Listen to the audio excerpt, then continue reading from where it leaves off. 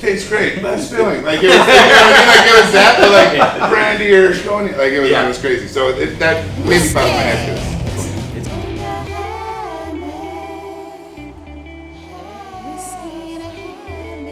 All right.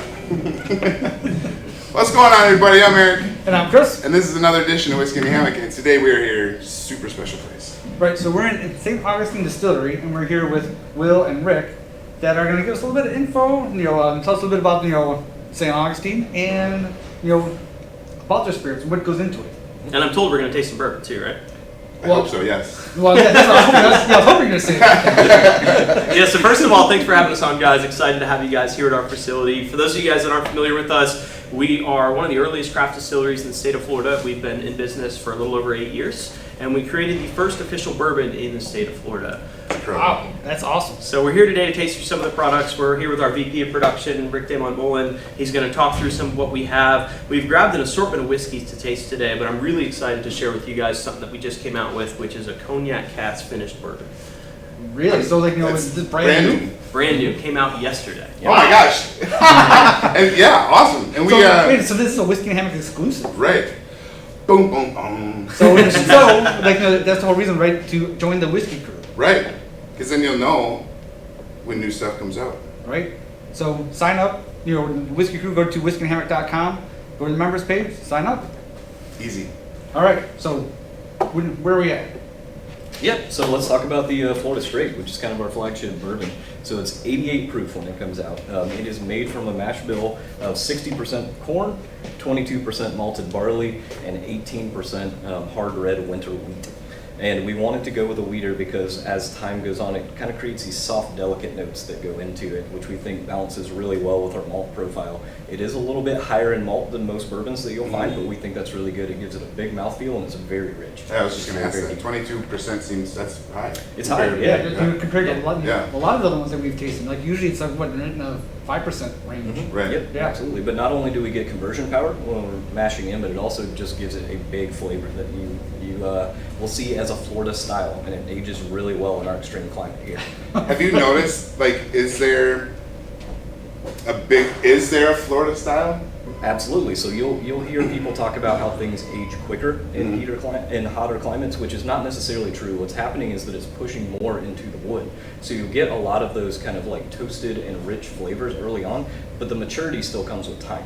Okay. So what's happening here is in the Florida heat is just constantly pushing into the wood. So when it comes back out in the winter months, when it does get a little cool here, you'll just get this explosion of flavor that happens. That's there. true. In the first year of aging our product, it'll get this deep, dark color to it. It'll already be that color after 1 year. Yep. Wow. But as you'll see with the Florida Straight, it's an aggregate of 3 to 5 years. And as you know, with whiskey, you have to label it as the youngest that goes in the blend, right? Okay. So it says age 3 years on there, but you'll have a blend. I could use 100 barrels that are 5 years and throw 1 barrel that's 3 years in there. I still have to label it. Oh, really? Okay, yeah, one drop. Yeah, one drop. Yeah, kind of. So you're like, oh, oops, I spilled it. Oh, no, So what we do is we blend the flavor. Once we've got the profile that we like, that's how it ends up. Okay, Yep. Awesome. So Florida Straight's a great place to begin. It's kind of the raw example of our bourbon. And as we step through the lineup, you guys will see we're able to create different products, not through different grain recipes or mash bills, but through secondary maturation or finishing. Okay, right, okay. So what do you say we get started? Yeah, can we get after it? Yeah. Well, so the one you guys have on your right, what you just grabbed, that is the Florida Straight. Like Ric said, that one's 88 proof. Been sitting in the blend can for a minute, so it should have burned off a little bit. Ooh, has a nice nose on it. So what I always get right away from our products, you get a real rustic note, a lot of that kind of cigar box cedar with a real richness to it, kind of chocolate overtones even on the nose. There's a sweetness to it too, yeah. Absolutely. Lots of cocoa.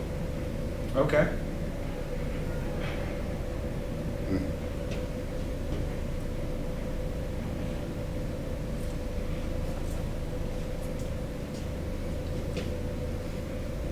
So you get a lot of that ripe red fruit in there, balanced by the chocolatiness, kind of the nuttiness coming from the malt. Really unique. Bourbon's got so much restriction on it. Obviously, bourbon must be made in the United States. A lot of folks think just Kentucky, but you can make great bourbon all across the country. But there's requirements on what you must use. Biggest being has to be majority corn. Right. And corn's going to bring a lot of familiar flavor to bourbon. And a lot of bourbons follow a similar mash bill. But in our case, like Ric said, the utilization of malt as a flavoring grain, not just for its alcohol production, kind of processes and qualities really creates a unique bourbon that you can really identify. Well, listen, it seems like when I get with the wheats, like a wheat wheat, it seems like it's a lighter feel. But does that malted, the malted barley kind of bring it down, give it more robust flavor? Absolutely. If you think about like Scotch malt whiskey, right? Mm-hmm. Like it's obviously produced in a totally different style, but I mean, you can take a whiskey that's made from a single grain and you can get all these crazy expressions from it. And we like malt because it's one of those grains. It just carries so many different flavor profiles once it's actually, aged. Same thing with corn. Corn can have a lot of different bright flavors in it. Wheat tends to be a little more single noted, so we really like the way that the malt expresses itself in this. It's very deep. Yeah. I agree. It definitely gives that. I like the feeling. This might be dumb, but I like the feeling on your tongue. Like it's heavy. Like it's coating my tongue. Yeah, you know what I mean? absolutely. Yeah, Right. it sticks with you. It's got a long finish. The oils kind of remain on your Yeah. palate, and it has Yeah, you can tell it's glass. it's got nice legs. And you guys, typically with a bourbon, you're going to find that the mash bill is going to go corn, rye, and malted barley. And in our case, we use absolutely no rye. As we said, it's a wheated bourbon with a high malt content. But that's intentional. Rye in humid aging conditions is going to bring a lot of those spice notes out that maybe aren't what you're looking for from a rye or a rye bourbon. So in our case, we chose a mash bill that does not use rye to really find something that would work well in the unique climate that we have here in Florida. Not only is it hot, it's also humid, and it's also coastal.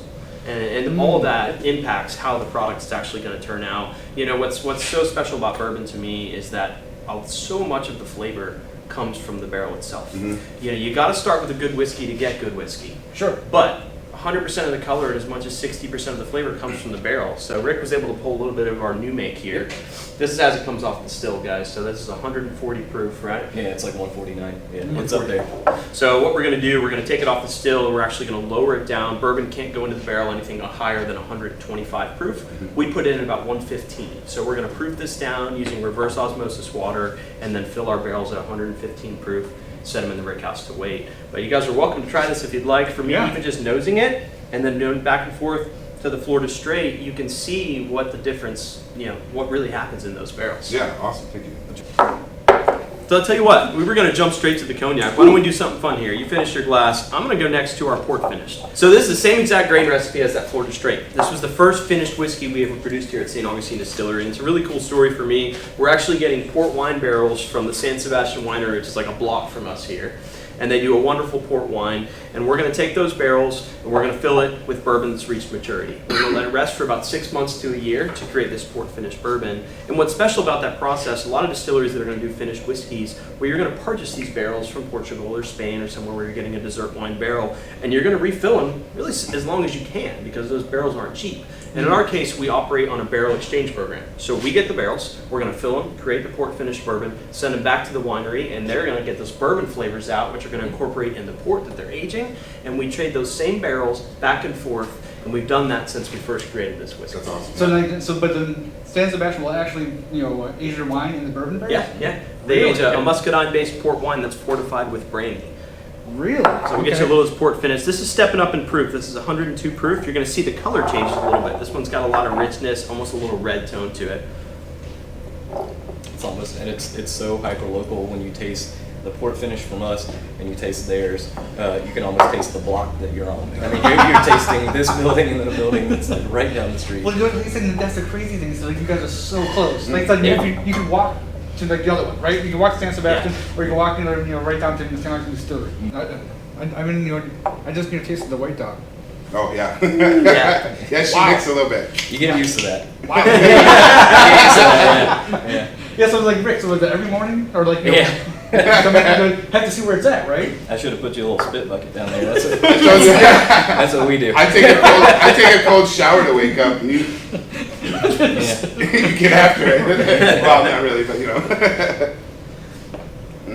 So with the port, you can see you're bringing on a lot of those dessert notes. It really transforms the bourbon into something that carries a little bit richer, almost sweeter flavor, and you get a lot of that fruit overtone, ripe red fruits, plums, raisins, a really, really unique one. This is, for me, it's a great sipper, something nice to pair with a cigar if you want a little more richer flavor, but it's also fun to play around with cocktails. At 102 proof, the finished whiskey really stands up in a drink. So all of us like old fashions, but it's something you kind of build a habit or a rhythm for, right? You always do it the same way. I might be using different bourbon, same proportions, all that. Try experimenting. Throw some finished whiskey in there. You're going to get a really creative cocktail. Well, and it's interesting because I think the port finish is it's more subtle. It's not as like I guess robust as as a straight bourbon. Yeah. It kind of like it's more subtle, but it has a longer finish. It does. Yes, absolutely. Yeah, it goes longer. Yeah, definitely longer finish. I'm like, oh, wait a minute. Then it didn't go away yet. Right. Yeah. It still hangs out for a while. And that's one of the things that always sticks out to me to any finished whiskey is how long that finish is, and it really cycles through those flavors. How would you explain nosing and tasting? Like as far as like, I know some people, like I saw you like kind of warming it up a little bit, and some people just hold on to the bottom.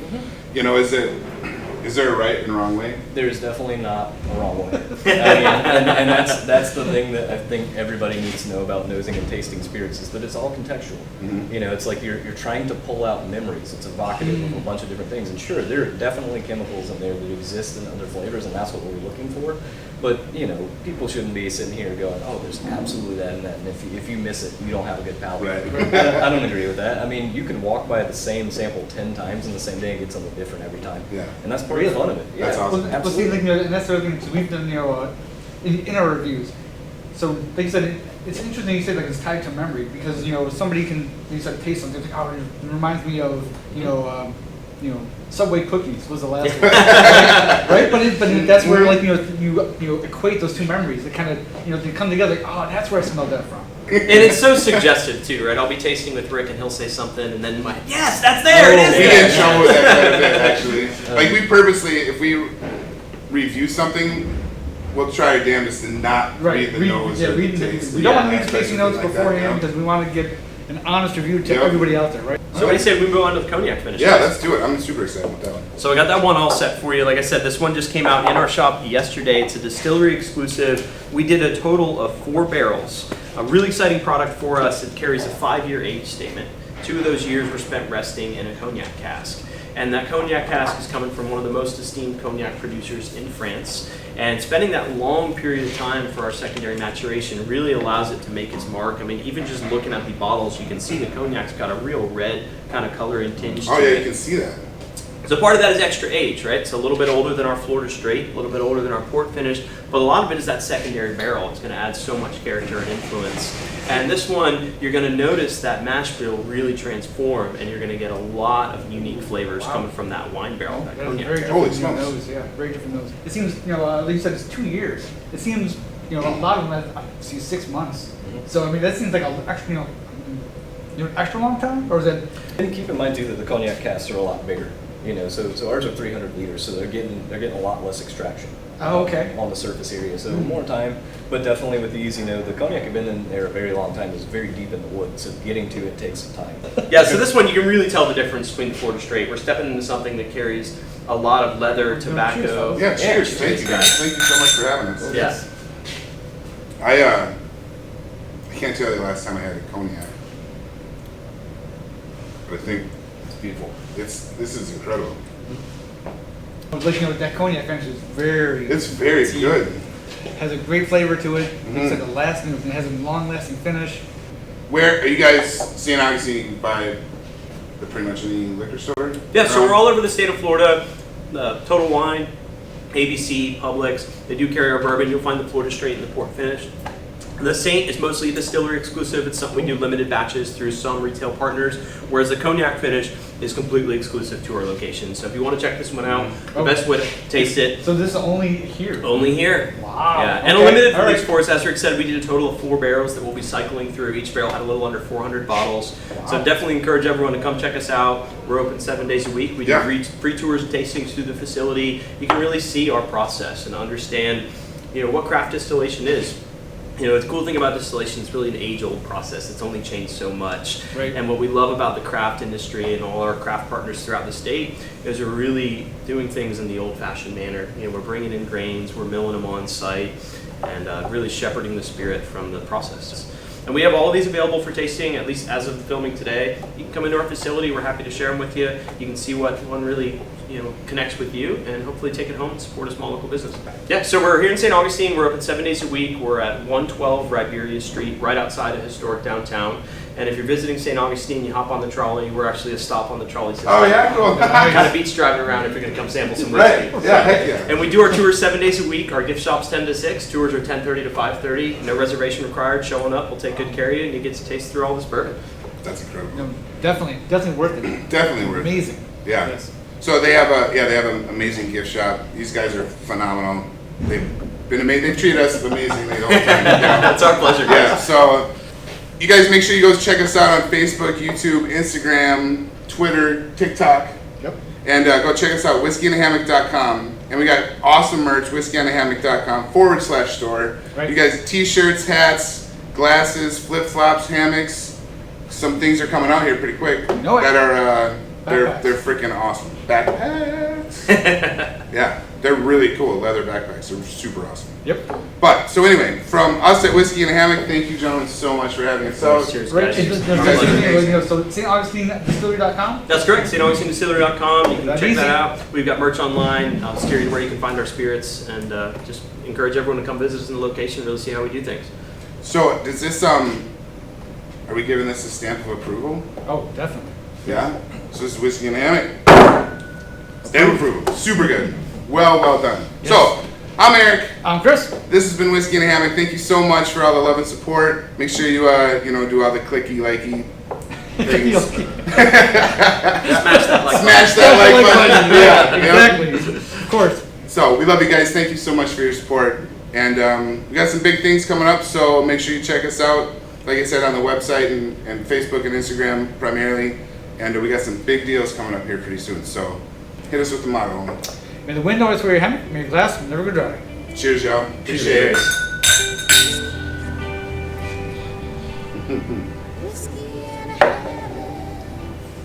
I want to Take it home and cuddle with it. I want to